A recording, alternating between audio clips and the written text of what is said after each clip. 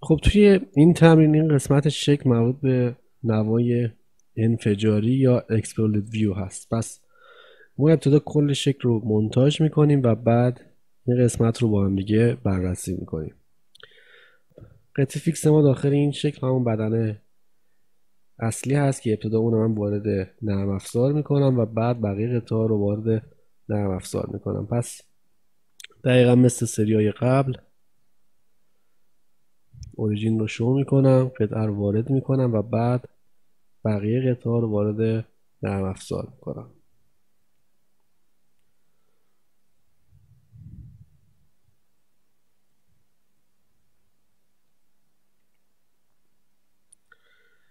به این صورت.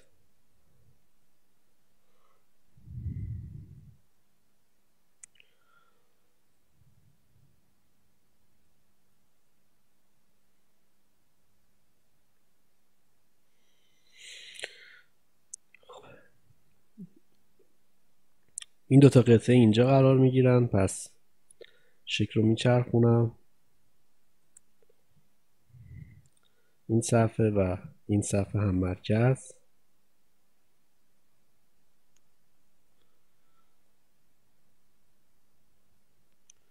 دوباره به همین صورت این صفحه و این صفحه هم مرکز. این صفحه از شکل با این صفحه برخورد داشته باشن، کوینسیدنت، و این دایره با این صفحه کوینسیدنت. به این صورت. بعد این قسمت شکل که این قطعات شامل میشن. خب اجازه بدین ابتدا این قطعه ها رو داخل شکل قرار بدیم و بعد قسمت پشت رو تکمیل کنیم.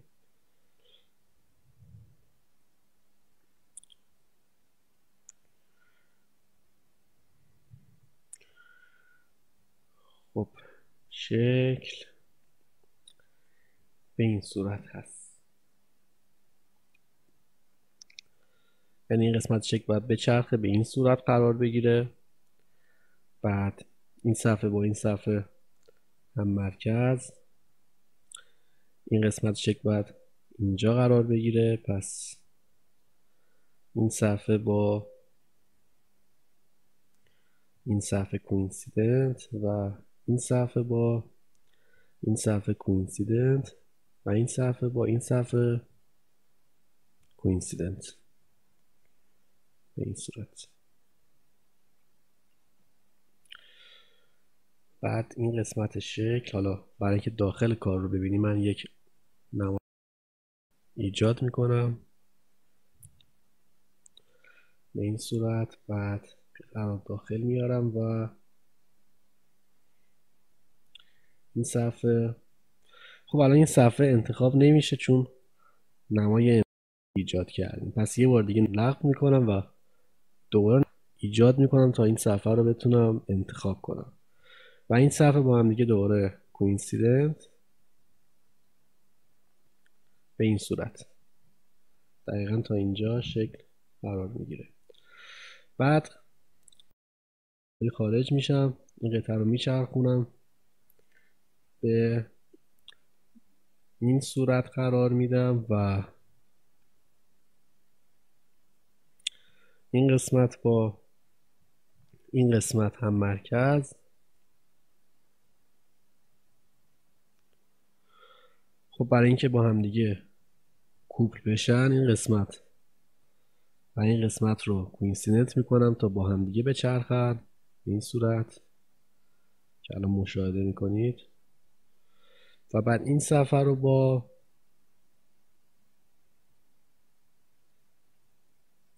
این صفحه برخورد میدم به این شکل. خب این قطعه هم دوباره هم مرکز میشه با این قطعه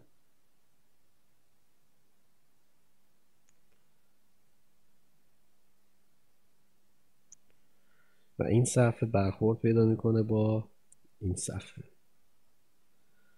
به این صورت.